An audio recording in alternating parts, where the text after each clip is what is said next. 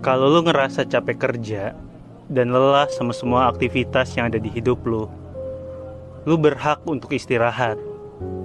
Itu untuk orang-orang kaya ya. Kalau masih miskin mah kerja terus kerja. Tipes juga kerja. Wah, lucu banget ya kontennya.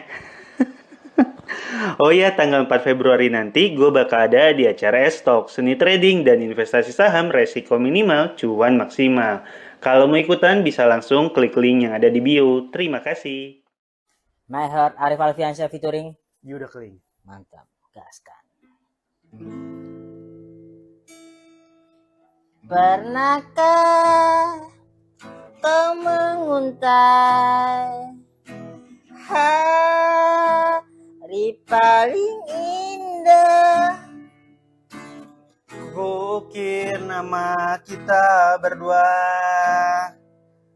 di sini, surga kita.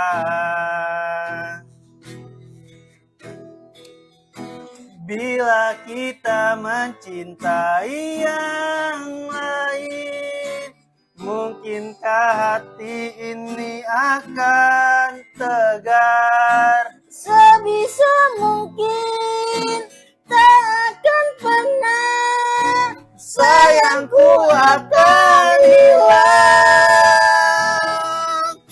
If we love somebody, could we be this strong? I will fight to win, our love will conquer all. Wouldn't risk my love, even just one night. Our love will stay in my heart. My heart. Bisa semuanya. Kalau lu sekarang masih jadi karyawan, tapi lu ngerasa itu tuh gak sesuai sama passion lu, keluar. Jangan berlama-lama ada di tempat yang bikin lu gak nyaman. Kejar passion lu, lakuin yang lu suka. Walaupun mungkin sekarang masih belum ada duitnya, lakuin aja terus. Gue percaya suatu saat lu akan bisa cerita ke anak lu, nah, coba aja dulu papa gak keluar kerja, mungkin hidup kita jadi lebih enak, nak. Kita gak perlu ngontrak. Kamu bisa sekolah di tempat yang lebih bagus. Persetan lah sama passion. Wah, lucu banget ya kontennya. Oh iya, tanggal 4 Februari nanti gue bakal ada di acara S-Talk, seni trading dan investasi saham, resiko minimal, cuan maksimal. Kalau mau ikutan bisa langsung klik link yang ada di bio. Terima kasih. Ben, gue mau nanya nih, kemarin udah sempet nanya ke Viko sama Kak Arif juga. Lu kalau nilai diri lu dari 1 sampai 10 ada di angka berapa? Selama lu hidup, selama perjalanan 32 tahun lu ya? Dari sudut pandang apa tapi nih? Pencapaian, semua. Pokoknya lu kalau nilai hidup lu ada di angka berapa? Kalau gua kalau gua tuh nilainya gua ada di angka 8. Arif Alfiansyah di angka 6. Viko tuh di 7 kalau nggak salah. Ya jadi kalau lu nilai hidup lu di angka berapa? 100 ya. Nah, kan gue niatnya nih menginspirasi Enggak bisa kontennya nih. Enggak, kalau beneran 100 kenapa lu? Enggak 100 lah, masa 100. Berapa dong? Ini gue ngomongnya kayak sama dengkul lu aja. Enggak apa kan teman. Iya. 101. Enggak, kalau gue sih kerasa lucu terus. overall ya kayak Ya, dari umur lu 0 sampai umur lu sekarang. kayaknya kalau overall semuanya ya digabung pemikiran, pencapaian, apa? Ya. Kemalasan, kerajinan 4 deh kayaknya. Oh iya. 4 atau 5 gitu. 5 tuh kalau menurut Arif batas bersyukur kita tuh di angka 5. Kan 5 tuh angka standar kan? Angka tengah-tengah. Kenapa lu sampai 4 deh? Berarti itu di bawah ekspektasi lu kehidupan lu sekarang. Iya, itu makanya ekspektasi dalam arti usahaku ya, bukan ya sebenarnya sama pencapaian juga sih. Kalau usahaku segini pasti aku berharap pencapaian yang segini gitu. Nah, aku ngerasa dari dari usahaku itu juga aku ngerasa baru 4 atau 5 gitu. usaha lu nya atau hasilnya? Dan hasilnya aku kayak sebenarnya pemicunya gini nih, aku nih umur segini pengennya ya hidup kayak apa, duit segini, punya rumah kayak gini. Eh, jadinya kok aku belum sampai situ sih. Nah, gara-garanya apa ya? Gara-gara usahaku. Jadi kayak jadi satu gitu, Ling. Oh, jadi lu merasa yang lu dapat sekarang tuh belum sesuai ekspektasi lu karena lu belum mengusahakan semaksimal mungkin. Oke. Oh, ini menarik sih, Ben. Soalnya kemarin gue ngobrol sama Rico soal lu. Buat gue, lu tuh orang yang berpotensi tapi gak banyak gerak. Bener. Karena nih ya, secara look itu cocok banget buat jadi keset di TV. Dan gue kan punya kesempatan yang sama dulu. Punya kesempatan jadi keset di TV, tapi gue nggak bisa survive lama di TV karena gue tuh nggak sebaik lu buat ngejokes spontan. Nah, lu tuh punya itu. Lu ngerti bola juga, tapi sekarang skena bola lagi naik, lu juga nggak dalam bagian itu. Itu kenapa usaha lu, kan tadi lu bilang usaha lu nggak maksimal. Kenapa lu nggak mencoba usaha buat lebih dibanding sekarang? Kayaknya gabungan antara kayaknya bukan idealis terlalu kata yang terlalu bagus ya, kayak terlalu banyak pengen tapi nggak melakukan gitu loh. Kayak mau bikin YouTube kepikiran pasti kayak orang pernah kita ya itu kan salah satu, tapi itu dari awal aku yakin banget ini agak susah karena terlalu segmented, tapi aku pengen seneng di situ. Nah, aku belum nemu yang kayak aku seneng dan aku ngerasa kayak akan lama terus itu menghasilkan buat aku tuh, aku nggak nemu yang kayak gitu loh, Ling. Kalau cuman sekedar ngobrol, apalagi aku pribadi ya, aku nggak ada tandem gitu. Misal aku sendiri kayaknya nggak ada yang spesial deh, misal ngobrol sama komik bahkan sama artis pun kayaknya nggak ada yang spesial deh. Kalau kontennya obrolan. Makanya kayak aku ngerasa gabungan itu kayak aku tuh pengennya sesuatu yang kayak unik, tapi dari pergerakan juga susah gitu ya. Ya itu tadi. Dan yang kedua juga aku juga ngerasa kalau bukan sombong ya, tapi kayak di beberapa aku diundang tuh beberapa emang kayaknya aku bisa ngimbangin deh. Iya, gue tahu secara kemampuan lu tuh bagus. Iya, kayak ngejokes gitu. Tapi ya ini yang sedang ku usahakan, mungkin sama Adit, sama nanti ada proyekan juga kayak kayak bisa nih kayaknya untuk apa ya? Ya kayak kamu tadi bilang, berarti kan nggak cuma aku doang yang nyadar gitu. Gue tuh ngerasa lu tuh nggak memaksimalkan potensi yang lu punya. Bener. Karena kalau lu coba deh waktu lagi rame, kita kan bikin FPL waktu itu ya. Kalau itu ternyata dilanjut, ternyata ada pasarnya lu sekarang. Pandit itu. Dan lu pengetahuan bolanya juga jauh lebih baik dibanding gua. Kalaupun sekarang banyak channel-channel yang ngebahas bola, mungkin lu jadi salah satu yang ada di sana gitu. Kalau aku pribadi yang aku ngerasa kurangnya adalah aku tuh nggak punya kemampuan untuk di luar sisi kreatif, Ling. Kayak ini dibikin ini, terus kita nanti mau masuk kemana biar apa ya yang kita lakukan tuh menghasilkan itu loh, Ling. Kita berdua waktu itu kan nggak punya pikiran begitu kan. Tapi kalau dari sisi kreatif ngobrolin mah kita aman-aman aja. Itu yang harusnya. Nah itu makanya aku butuh orang lain untuk ya tinggal masukin gitu. Jadi lu pengen lu ngerjain kreatifnya aja, sisanya serahin ke orang. Pengennya gitu. Nah, berarti rencana lu di 2023 nih ada atau enggak? Ada. Atau jalanin aja kayak tahun-tahun sebelumnya? Atau nih lu merasa kayak ini tahun dimana gue harus berusaha lebih dibanding sebelumnya deh? Iya, berusaha lebih dan kayak ada rencana kayak mau collab beberapa orang yang ngerasa aku nyaman di orang-orang itu ketika bikin konten. Jadi ya itu salah satu usahaku ya, walaupun aku ngerasa selama itu belum terjadi, aku rasa baru rencana aja. Baru rencana dan di angka 4 atau 5 tadi aku ngerasanya. Oke. Ya kalau gue malah gue nungguin sih, Ben, karena gue tahu secara kemampuan tuh lo harusnya lebih dibanding sekarang gitu. Makasih, Kalin. Gue cium boleh kali. Tapi ini, Ben, yang gue mau ini nih, gue ada satu cerita di buku Atomic Habits yang buat gue tuh bagus banget. Apa? Soal, jadi dia di kelas, dia dosen fotografi, dia membagi kelas jadi 2, kelas kualitas sama kelas kuantitas. Satu kelas ini yang kelompok kuantitas itu bakal dapat nilai A kalau lu ngasilin 1000 foto, nggak peduli fotonya bagus atau enggak. Nah, ada kelompok kualitas, lu cuma disuruh ngumpulin 1 foto, tapi harus yang paling bagus. Nah, tapi di akhir semester ternyata foto-foto terbaik yang ada di kelas itu datangnya dari kelompok kuantitas.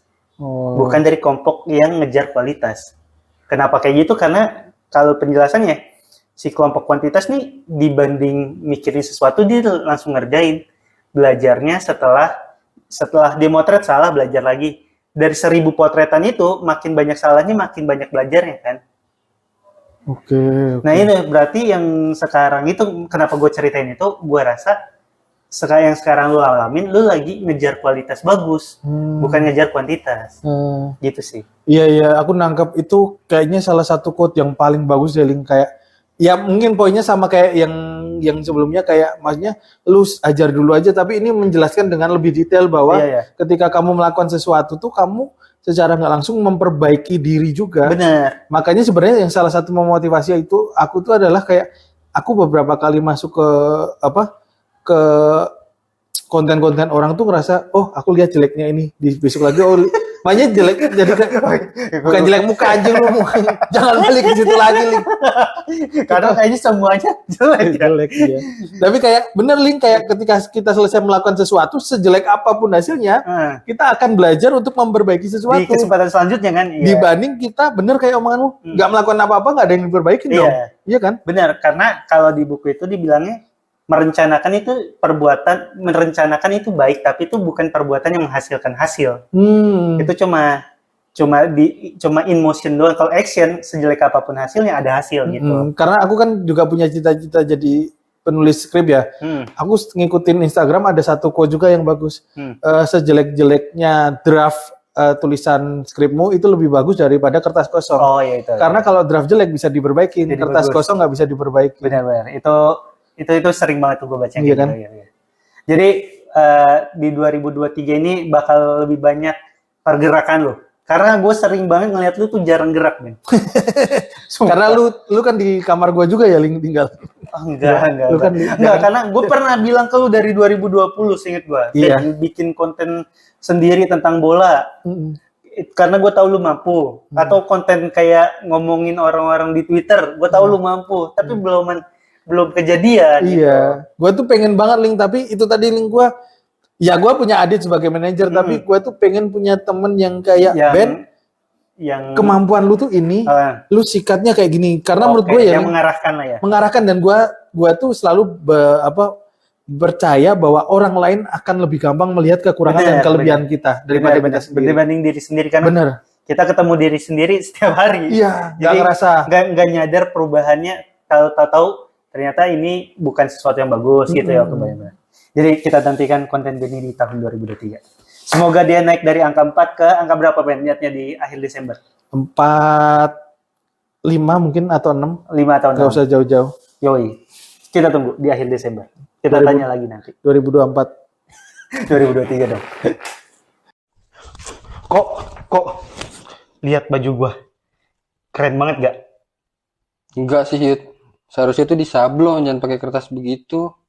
Jangan fokus ke kertasnya kok. Ke desainnya aja nih, lihat nih. Goto, untung 22%. KRYA, untung 13%. Udah jadi trader sukses gua kok. Oh, lu udah jadi kaya, Yud, sekarang? Ih, parah. Udah kaya banget gua. Gua nih kok belanja online, ada voucher gratis ongkir. Kagak gua pake. Jasa pengiriman, gua cari yang paling mahal kok. Saking kayanya gua. Ih, gua senang banget, Yud. Sekarang lu jadi kaya, Yud. Tapi boleh nggak gue minjem duit? Enggak kok, gue belum sekaya itu. Yang gratis ongkir gue bohongan doang. Ini? Lu kan udah untung, Goto 22%, KRYA 13%. Ini mah bohongan doang. Lu juga bisa nih, sumpah dah nih. Ini konten doang itu mah nih gue bisa nih tulis. Goto. Tuh, 50%. Ih, lu kaya kok sama kayak gue bisa tuh kok. Bohongan doang itu mah bohongan. Gue cabut ya. Tapi ya, kayaknya kalau Ian Kasela manggung di ulang tahun PKS, lagu Raja liriknya berubah tuh. Awalnya kan Januari aku berkenalan denganmu. Berubah jadi? Kalau di ulang tahun PKS tuh jadi Muharram aku ta'aruf denganmu. Waduh, terusannya bulan Sapar aku dapat restu bapakmu. Rajab, Saban, Ramadan, kita mencoba untuk saling setia. Namun Zulqaidah, Zulhijjah, kita saling berpisah karena ternyata kamu si A.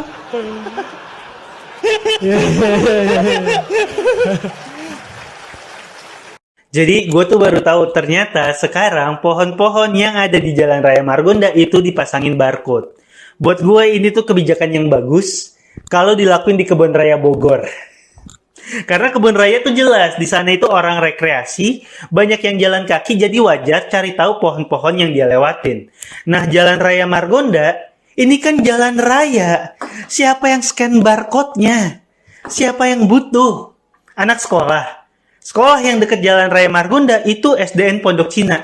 Kemarin mau digusur. Lagian, anak sekolah kalau mau scan barcode itu dia harus nyebrang jalan. Mungkin awalnya ditanya sama gurunya, apa nama pohon yang ada di Margonda? Dia nyebrang jalan malah jadi ditanya sama malaikat, siapa nama Tuhanmu? Kan bahaya. Jadi siapa yang butuh ini? Orang tua. Orang tua nggak ada yang peduli nama pohon. Tolonglah, kenapa sih ini kota sering banget viral? Ini kota atau konten kreator sih? Kayak ini kota tujuannya bukan biar maju, tapi biar diundang ke close the door. Depok mau gabung ke Jakarta, katanya biar Depok maju kok. Iya, maksudnya kalau gabung ke Jakarta sih emang maju ya, karena kan maksudnya kalau makin lama makin maju, makin lama makin maju, kan lama-lama Depok di Lenteng Agung. Artinya Depok jangan makin mundur kok.